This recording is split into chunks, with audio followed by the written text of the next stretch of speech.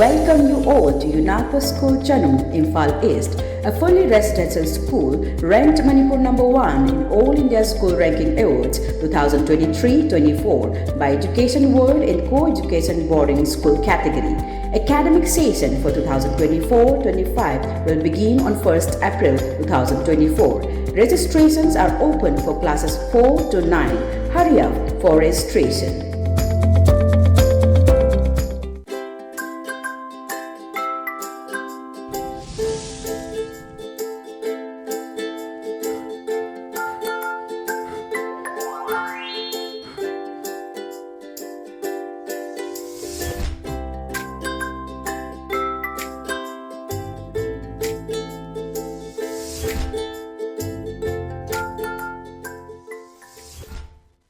Good afternoon, ELITETV test of cartoon mahau ming tabri su amatara mostri maru ngasi imphal afungu paw si singi cartoon singda cartoonist na kari haning ni ba kari phonok ni ba kari wakhal khalan ni ba habdu miyam da sanonga thamjage ado program ni test of cartoon aham de lokhachage Sangai Express ki onthokpani da haida onthokpani da haiba cartoon si jengbiu amna sima palam gi lakwa miyoi president hai tare na prime minister amani aduga amana India gi PM ni man bahayu habdu kuna adu sidum malabane ani sina khoi apan lam chapa matam da khoi gi dum prime minister city yamna khoi gi yu thakpa khotpa kemna tawdaba adu miyoi ni mayam nu be duni glass adum pairaga footage ga idum haidokpa gumba na tagana kano mayam udana badum tawduni adu gi sinnam ko ulakpani khoi gi BBS na ye kana man hai sidida cheers sis yu nate ko arjun na lan changnam da thakba madhupan haiduni na apalam gi foreigners in a high banana, Hogisna, PM Sina.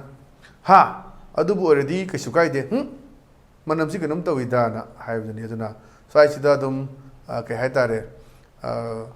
Laineriba, Lebaki, Atoba, leader or bar, foreign tour chatpa, foreign in a sense of Matam, Quadum CD, U CD Yamna, Adum, Kamali Haitare, compulsory Webapone, the Baraki PMD, do Tawdamina Dugishin Dunia, Adeda, on the high Dunia City. Hindu the Suyam Tazaba, Kotpa Lebanina, just see you Natiko, Arjuna Lantanum, that Takpa, Madhupan, Haidunina, and ha, do with Didi, Kasugaidri and Taketa, the Manamsi, Amanamakpani.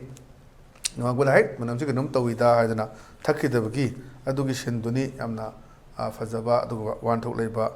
a cartoony, Haidana, a Tamzage, a young Fazaba, cartoony, the Mathangulation of question Lebaki, Loredana Haiduni, Loredana Haba, cartoon city young view. Akoi khulngak pa ani ne kuki gi mana sidida represent torise gi langamba ku cartoonist na adu moi si khulnga ga lebni nong taba gi sinni set amum chu pai re nongwe om pai re adu mane as sumane nong taba sida mai tik tu na kari no tawda budu lan ngak le re dana na haibani maru amana mai sida adu amasina hairak pani au khuma ko mai si set ta tong tong phumda wari sanba gi mongsu ya da set ta launa gi adu man haire Aisu Christmas ki second hand khanba matam ni ne na ajije Christmas so khelaba matam ni yam nungai ba duga rang na han gi nong lep ta na tarak pa adu gi film sida khoi gi cartoonist na mon da phawro ku da hai tare na khud ngai be sing si kamain taw girang ne kamain le rang de ge nakan da nakan ani maki launa ba khoi set ta launa ba su he yaw buni khoi gi launa ba khanna ba da gi yam nu si ba wari ga sa sam yaw buni du pot tu ni ona nakan ani gi sin su male amana tribal adu amna kuki amna maitai gi sensu male mayai da mana ekno torga khairi se adu gi yek pa khoyak se adu su male dana sumana nong ta basti mai tik tuna kari kaino tawda budu langak leiri dana suan mane sona ga amna kuki gang mujna aisu Christmas ki second hand khanba matam ni ne na yam phajaba nok chu non ningba adu ga thengnari ba khudngai ba singa thengnari ba gi sindu khoigi cartoonist na thamakpa yam phajaba cartoon ni en thamjage mathang de leisina khoi pungna phomgi balu he habduni Palu hari bersensi yang biu, mayam sila ka mayam mang sida wangang bani, koi MLA menteri ini apa tu koi Nehru tu pisimu upaba kutra pajama sila di MLA natraga minister, si ma oire hena koi cartoonist ni loba mogi, ki hai tari symbolic oi ba, potu ni sila isi daman hari, leba ngak naba sifai mayam lodo rabani an hai bani, mana mayam sida so ngetung de lagi sini, hai, kaya pina tu iba kara hangla uona, mana, dah isi tu na. Tabuk lobuda kaya melongna gesi open secret ni khoi nawai di ani ohum gaina hairam ani ohum gaisi gesi leitre ꯇꯔꯥꯗꯒꯤ ꯍꯧꯔꯀꯥꯟꯗ ꯇꯔꯥ ꯇꯔꯥꯃꯉꯥ ꯇꯔꯥꯅꯤꯄꯥꯟ ꯀꯨꯟ ꯀꯨꯟꯃꯉꯥꯅ ꯁ꯭ꯋꯥꯏꯗ ꯆꯠꯂꯕ ꯑꯩꯈꯣꯏꯒꯤ ꯄꯣꯠꯁꯤ ꯑꯩꯈꯣꯏꯅ ꯁꯨꯝ ꯊꯦꯡꯅꯕꯗꯅꯤ ꯑꯗꯨꯅ ꯑꯩꯈꯣꯏ ꯍꯥꯏꯖꯕꯗꯣ ꯑꯦꯅꯤ ꯂꯩꯉꯥꯛꯀꯤ ꯊꯕꯛ ꯑꯃ ꯀꯧꯗꯣꯔꯦ ꯁꯔꯀꯥꯔꯒꯤ ꯊꯕꯛ ꯑꯃ ꯀꯧꯗꯣꯔꯦ ꯍꯥꯏꯗꯤ ꯈꯕꯔꯗ ꯌꯦꯡꯕꯤꯔꯣ ꯑꯗꯩꯗꯤ ꯍꯤꯡꯒꯣꯜ ꯌꯣꯟꯖꯔꯤ ꯂꯧ ꯌꯣꯟꯖꯔꯤꯅ ꯑꯗꯨꯝ ꯌꯥꯎꯔꯛꯑꯅꯤ ꯑꯗꯨꯅꯤ ꯑꯗꯨꯒꯤ ꯃꯇꯝꯗꯨꯗ ꯄꯤꯅꯒꯗꯧꯔꯤꯕ ꯄꯣꯠꯅꯤ ꯃꯌꯥꯝꯅ ꯃꯁꯤꯗꯤ ꯑꯣꯄꯟ ꯁꯤꯀ꯭ꯔꯦꯠꯅꯤ ꯃꯌꯥꯝꯅ ꯄꯤꯅꯕꯗ ꯀꯩꯁꯨ ꯄ꯭ꯔꯨꯐ ꯄꯨꯊꯣꯛꯑꯣꯅ ꯑꯩꯈꯣꯏ ꯐꯣꯇꯣ ꯅꯝꯃꯣꯗ ꯄꯥꯎꯃꯤꯅ ꯅꯝꯃꯣꯅ ꯀꯩꯁꯨ ꯇꯧꯅꯔꯣꯏ ꯑꯗꯒꯤ ꯂꯧꯅꯔꯝꯗꯥꯏꯗ ꯂꯧꯅꯒꯅꯤ ꯌꯥꯅꯔꯛꯇ꯭ꯔꯀꯥꯟꯗ ꯑꯃꯨꯛ ꯁꯥꯎꯅꯔꯛꯀꯅꯤ ꯌꯥꯅꯔꯛꯇ꯭ꯔꯀꯥꯟꯗ ꯑꯃꯨꯛ ꯃꯤꯗꯤꯌꯥꯗ ꯂꯥꯛꯀꯅꯤ ꯑꯗꯨ ꯂꯧꯕꯤꯈ꯭ꯔꯦ ꯑꯗꯥ ꯂꯧꯕꯤꯈ꯭ꯔꯦꯅ ꯍꯧꯅ ꯁꯥꯅꯤ ꯃꯁꯤꯁꯦ ꯑꯗꯨꯝ ꯇꯧ ꯂꯩꯔꯕ ꯄꯣꯠꯅꯤ ꯑꯗꯨꯅ ꯁꯤꯒꯨꯝꯕꯅꯤ ꯑꯗꯨꯅ ꯊꯕꯛ ꯂꯧꯗꯣꯔꯦ ꯍꯧꯖꯤꯛꯁꯦ ꯂꯩꯕꯥꯛ ꯉꯥꯛꯅꯕ ꯁꯤꯐꯥꯏ ꯃꯌꯥꯝ ꯂꯧꯗꯣꯔꯦꯅ ꯑꯗ ꯇꯨꯡꯗꯒꯤ ꯉꯥꯡꯅꯔꯤꯁꯦ ꯍꯩ ꯀꯌꯥ ꯀꯌꯥ ꯄꯤꯅꯗꯣꯏꯕ ꯈꯔ ꯍꯪꯂꯛꯎꯕꯅ ꯃꯣꯏꯁꯨ ꯌꯥꯎꯍꯟꯅꯧꯅꯕꯗꯨꯅꯤ ꯇꯧꯔꯤꯕꯁꯦ ꯑꯗꯨ ꯌꯥꯝ ꯐꯖꯕ ꯁꯤꯁꯨ ꯋꯥꯟ ꯊꯣꯛ ꯂꯩꯕ ꯀꯥꯔꯇꯨꯟꯅꯦꯅ ꯊꯝꯖꯒꯦ ꯑꯗꯨꯒ ꯃꯊꯪꯗ ꯂꯩꯔꯤꯁꯤꯅ ꯑꯩꯈꯣꯏ ꯍꯨꯏꯔꯥꯟ ꯄꯥꯎꯒꯤ ꯑꯁ ꯂꯣꯏꯔꯦ ꯍꯥꯏꯕꯗꯨꯅꯤ ꯁꯤꯗ ꯃꯤ ꯑꯅꯤ ꯋꯥꯔꯤ ꯁꯥꯟꯅꯕꯅꯤ ꯑꯗꯨꯗ ꯑꯍꯜꯁꯤꯅ ꯍꯥꯏꯔꯛꯑꯦ ꯈꯨꯜ ꯉꯥꯛꯄ ꯌꯥꯎꯕꯤ ꯅꯨꯄꯤ ꯑꯃꯁꯨ ꯑꯁꯤ ꯂꯝꯗꯝ ꯄꯥꯡꯈ꯭ꯔꯦ ꯀꯠꯅꯅꯕ ꯂꯩꯔꯝꯈꯤꯒꯗ꯭ꯔꯥ ꯌꯥꯝ ꯅꯨꯡꯉꯥꯏꯇꯕ ꯄꯣꯠꯅꯤ ꯑꯩꯈꯣꯏꯒꯤ ꯑꯕꯦꯝꯆꯥ ꯉꯔꯥꯡ ꯂꯩꯒꯗꯕꯗꯨ ꯌꯥꯝ ꯅꯨꯡꯉꯥꯏꯇꯕ ꯃꯥꯅ ꯑꯩꯈꯣꯏꯒꯤ ꯁꯣꯛꯄ ꯃꯇꯝꯗ ꯍꯥꯏꯔꯝꯕꯗꯣ ꯌꯥꯝ ꯅꯨꯡꯉꯥꯏꯇꯦ ꯉꯁꯥꯏꯁꯨ ꯑꯩꯈꯣꯏ ꯑꯌꯨꯛ ꯅꯩꯅꯕꯗ ꯌꯥꯎꯔꯤꯗꯨꯅꯤ ꯑꯩ ꯌꯥꯝ ꯁꯥꯔꯦꯅꯦ ꯍꯥꯏꯅ ꯑꯩꯁꯨ ꯁꯤꯔꯗ꯭ꯔꯣ ꯖꯥꯠꯂ ꯀꯥꯏꯅ ꯏꯕꯨꯡꯉꯣ ꯏꯅꯦ ꯀꯣꯟꯒꯤ ꯀꯣꯟ ꯑꯃꯗꯨꯅ ꯀꯣꯜꯂꯨ ꯏꯅꯦꯅ ꯇꯧꯕ ꯁꯤꯟꯗꯨ ꯑꯗꯨꯝ ꯃꯤꯠꯇ ꯎ ꯂꯩ ꯑꯗꯨꯒꯤ ꯄꯤꯛꯆꯔꯁꯨ ꯍꯧꯖꯤꯛꯁꯨ ꯚꯥꯏꯔꯦꯜ ꯑꯣꯏꯔꯤꯕꯅꯤ ꯑꯗꯨꯝ ꯂꯩꯔꯤꯕ ꯄꯣꯠꯇꯨꯅꯤ ꯑꯗꯨꯅ ꯌꯥꯝ ꯅꯨꯡꯉꯥꯏꯇꯕ ꯃꯥꯅ ꯍꯥꯏꯕꯗꯣ ꯑꯩꯅ ꯏꯆꯥ ꯅꯨꯄꯥꯅ ꯆꯠꯆꯔꯝꯗꯗꯤ ꯐꯗꯧꯅꯤꯅꯦ ꯀꯥꯏ ꯍꯥꯏꯕ ꯌꯥꯝꯅ ꯅꯨꯡꯉꯥꯏꯇꯕ ꯌꯥꯝ ꯁꯥꯔꯦꯅꯦ ꯇꯧꯕ ꯑꯗꯨꯒꯤ ꯄꯣꯠꯇꯨ ꯑꯩꯈꯣꯏ ꯑꯗꯨꯝ ꯅꯤꯡꯁꯤꯡꯗꯨꯅ ꯂꯩ ꯑꯗꯨꯅ ꯁꯤꯔꯤꯕꯁꯤꯡꯁꯤ ꯃꯁꯥ ꯃꯔꯅꯥꯏ ꯑꯇꯇꯥꯏ ꯑꯣꯏꯗꯣꯔꯤꯕ꯭ꯔꯥ ꯍꯥꯏꯕꯁꯤꯒꯤꯁꯨ ꯇꯣꯉꯥꯟ ꯇꯣꯉꯥꯟꯕ ꯋꯥꯍꯪ ꯃꯌꯥꯝ ꯑꯃ ꯂꯩꯗꯨꯅꯤ ꯑꯗꯩꯗ ꯑꯗꯨꯒꯤ ꯋꯥꯍꯪꯁꯤꯅꯅꯤ ꯈꯨꯜ ꯉꯥꯛꯄ ꯌꯥꯎꯕꯤ ꯅꯨꯄꯤ ꯑꯃꯁꯨ ꯑꯁꯤ ꯂꯝꯗꯝ ꯄꯥꯡꯈ꯭ꯔꯦ ꯀꯠꯅꯅꯕ ꯂꯩꯔꯝꯈꯤꯗ꯭ꯔꯥ ꯑꯅ ꯍꯪꯕꯅꯤ ꯑꯗꯩꯗ ꯂꯥꯟ ꯈꯥꯝꯗ꯭ꯔꯕꯁꯨ ꯍꯛꯆꯥꯡꯁꯤꯡꯗ ꯀꯠꯅꯕ ꯂꯩ ꯐꯥꯎꯕꯗꯤ ꯇꯞ ꯇꯥꯏꯈꯩ ꯂꯩꯁꯤꯟꯗꯨꯅ ꯊꯝꯈ꯭ꯔꯕꯅꯦꯅ ꯍꯣꯏ ꯁꯨꯝ ꯂꯩꯁꯜꯂꯝꯕ ꯌꯥꯏ ꯂꯩꯁꯜꯂꯝꯗꯕ ꯌꯥꯏ ꯀꯥꯔꯇꯨꯟꯁꯤꯅ ꯃꯥꯒꯤ ꯑꯥꯏꯗꯤꯌꯥꯗꯨ ꯐꯨꯗꯣꯛꯄꯒꯤ ꯋꯥꯅꯤ ꯑꯗꯨꯒ ꯅꯨꯡꯉꯥꯏꯇꯕ ꯍꯥꯏꯇꯥꯔꯦ ꯑꯗꯨꯃꯥꯏꯅ ꯂꯩ ꯀꯠꯂ ꯑꯗꯨꯝ ꯇꯣꯛꯇꯣꯔꯤꯕ꯭ꯔꯥ ꯑꯗꯒꯤ ꯑꯩꯈꯣꯏꯒꯤ ꯂꯩꯒꯗꯕꯗꯣ ꯀꯌꯥꯝ ꯊꯤꯅ ꯁꯤꯔꯤꯌꯁ ꯑꯣꯏꯕꯅꯣ ꯌꯥꯝ ꯁꯤꯔꯤꯌꯁ ꯑꯣꯏꯔꯒꯗꯤ ꯃꯄꯥꯟ ꯂꯝꯗ ꯄꯨꯗꯅ ꯈꯣꯠꯇꯅ ꯑꯗꯨꯒꯤ ꯃꯁꯤꯗ ꯁꯣꯛꯂꯛꯄ ꯃꯌꯥꯝꯁꯤꯒꯤ ꯑꯇꯇꯥꯏ ꯀꯅꯥ ꯑꯣꯏꯒꯗꯒꯦ ꯍꯥꯏꯕꯁꯤ ꯋꯥꯍꯪ ꯃꯊꯪ ꯍꯩꯔꯕ ꯀꯨꯏꯁꯤꯜꯂꯛꯑꯕꯅꯤ나 ꯃꯇꯝꯗꯨꯗꯤ ꯉꯜꯂꯤꯉꯩꯗꯗꯤ ꯍꯦꯛꯇ ꯏꯍꯧ ꯑꯃꯗ ꯏꯅꯣꯠ ꯑꯃꯗ ꯑꯗꯨꯗ ꯍꯧꯖꯤꯛ ꯀꯨꯏꯁꯤꯜꯂꯛꯄꯅꯤꯅ ꯑꯃꯨꯛ ꯇꯟꯊꯔꯛꯄꯁꯨ ꯑꯃꯨꯛ ꯌꯥꯎꯗꯕ ꯅꯠꯇꯦ ꯑꯗꯩ ꯁꯥꯎꯅꯤꯡꯕꯁꯨ ꯌꯥꯎꯗꯕ ꯅꯠꯇꯦ ꯑꯗꯨ ꯃꯌꯥꯝꯁꯦ ꯑꯗꯨꯅꯤ ꯍꯧꯖꯤꯛ ꯁ꯭ꯋꯥꯏꯁꯤꯗ ꯑꯗꯨꯃꯥꯏꯅ ꯁꯣꯛꯑꯦ ꯄꯜꯂꯦ ꯑꯗꯨꯒ ꯃꯥ ꯑꯗꯨꯝ ꯑꯇꯇꯥꯏ ꯑꯣꯏꯗꯣꯔꯤꯕ꯭ꯔꯥ ꯑꯗꯨꯗꯤ ꯃꯐꯝ ꯑꯇꯣꯞꯄꯗ ꯂꯥꯌꯦꯡꯕꯗ ꯍꯤꯡꯉꯝꯒꯗꯕ ꯑꯣꯏꯕ꯭ꯔꯥ ꯃꯗꯨꯃꯗꯤ ꯑꯩꯈꯣꯏ ꯆꯞ ꯆꯥꯕ ꯈꯪꯗ꯭ꯔꯦ ꯀꯔꯤꯅꯣ ꯃꯥꯏꯁꯨ ꯑꯣꯄꯔꯦꯁꯟ ꯇꯧꯔꯦ ꯍꯥꯏꯔꯀꯥꯟꯗ ꯀꯩꯒꯤꯅꯣ ꯑꯗꯨꯝ ꯑꯣꯏꯁꯟꯗꯦ ꯍꯥꯏꯕ꯭ꯔꯥ ꯀꯩꯅꯣ ꯑꯗꯨꯒꯤ ꯗꯤꯇꯦꯜꯁ ꯃꯗꯨꯒꯤ ꯄꯣꯁ ꯃꯣꯔꯇꯦꯝꯒꯤ ꯔꯤꯄꯣꯔꯠꯇꯨ ꯌꯦꯡꯉꯀꯥꯟꯗ ꯀꯔꯤꯝ ꯈꯪꯒꯅꯤ ꯑꯩꯈꯣꯏꯅ ꯆꯞ ꯆꯥꯕ ꯃꯗꯨꯗ ꯑꯩꯈꯣꯏꯅ ꯀꯃꯦꯟ ꯄꯤꯕꯁꯨ ꯌꯥꯔꯣꯏ ꯑꯗꯨ ꯐꯤꯕꯝꯗꯨꯗꯅꯤ ꯑꯩꯈꯣꯏꯅ ꯀꯜꯂꯝꯃꯒꯗꯤ ꯍꯥꯏꯕꯒꯤ ꯃꯐꯝꯗꯨꯅꯤ ꯑꯩꯈꯣꯏ ꯊꯝꯖꯅꯤꯡꯉꯤ ꯑꯗꯨꯒꯨꯝꯕꯗꯨꯅꯤ ꯑꯗꯨꯅ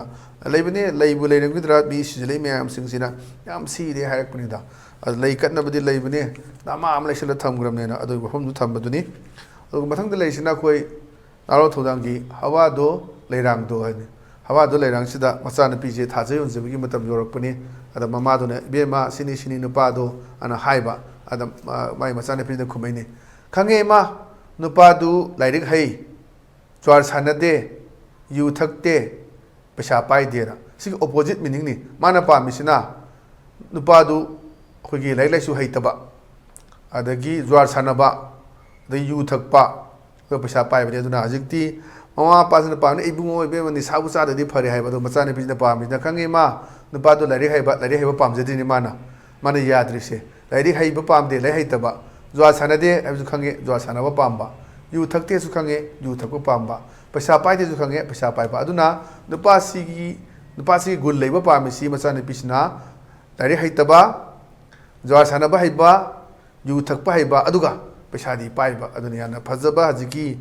ꯁꯪꯁꯥꯔ ꯑꯩꯈꯣꯏꯒꯤ ꯂꯩꯔꯤꯕ ꯁꯣꯁꯥꯏꯇꯤꯗ ꯂꯥꯛꯄꯗꯨꯅꯤ ꯑꯗꯨꯅꯤ ꯍꯥꯏꯁꯤꯅꯤ ꯏꯕꯦꯝꯃ ꯃꯥꯗꯤ ꯄꯩꯁꯥ ꯌꯥꯝ ꯄꯥꯏꯌꯦ ꯀꯃꯥꯏꯅ ꯄꯥꯏꯅꯣꯒ ꯑꯩꯈꯣꯏꯒꯤ ꯗ꯭ꯔꯛ ꯀꯔꯕꯥꯔ ꯇꯧꯏ ꯑꯗꯨꯗꯤ ꯌꯥꯝ ꯐꯔꯦ ꯍꯥꯏꯕꯗꯣ ꯁꯦꯜ ꯂꯣꯝꯗ ꯂꯣꯏ ꯆꯠꯂꯛꯄ ꯃꯐꯝ ꯂꯥꯛꯄ ꯑꯗꯒꯤ ꯏꯖꯠꯀꯤ ꯋꯥꯐꯝ ꯂꯥꯛꯇꯕ ꯑꯃꯔꯣꯝꯗ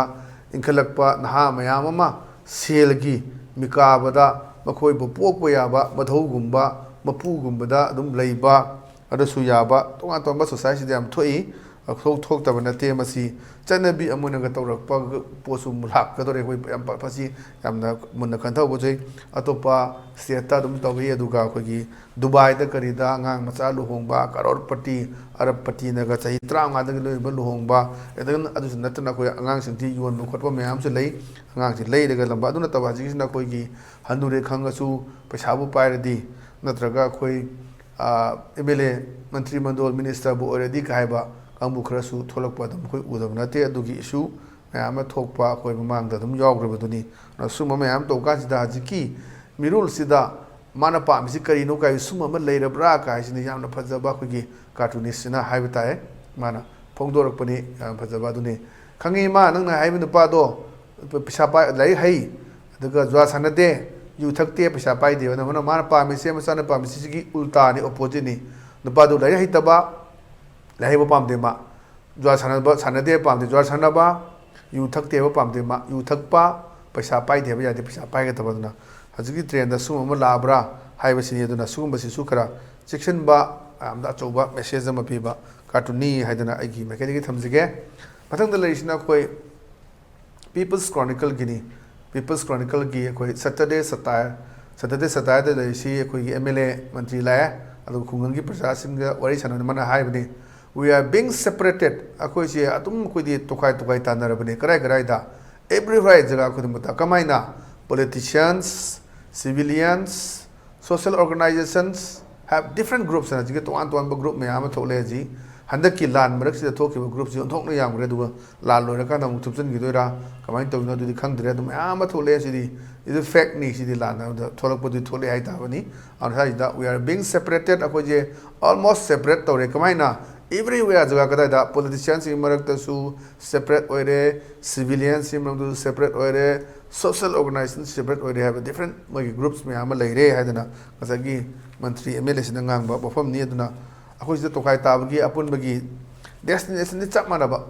panthum mom ni chap mana ba do changa ku nakan dagi changa ku ni suna ku ni angle ku ding mak tagi left tagi right tagi front tagi smaya ma chang ko me na destination chap mana ba duna lan sin loi gra matung na madu to gedra ta hajik tholei ba aduga organization me am chung si akatan dum lei gedra lei ra du de koi chap chap ha ngam de ana sai sida akoi se we are being separated everywhere koi jaga khudi makta koi separate karai da politics ta ju aduga civilian sing prism praja sing makta aduga social organizations sing da magi different group me am lei re hadana masi lei tabna phaba wi wafam duni aduga yam apun ba amagi pangal makhara chap chaba pex amagi makhara chat pagi wafam pam duni aduna hajita madu oigadra oirodra jo koi predict to bangam de akone hekta media trial to busu gamanate ana si post dani aduna kasi di elite tv ki test of cartoon gi mahau matang solution jere meng ta video sum bam kana khuram ta bolona na kane de bethang jeri dinebisi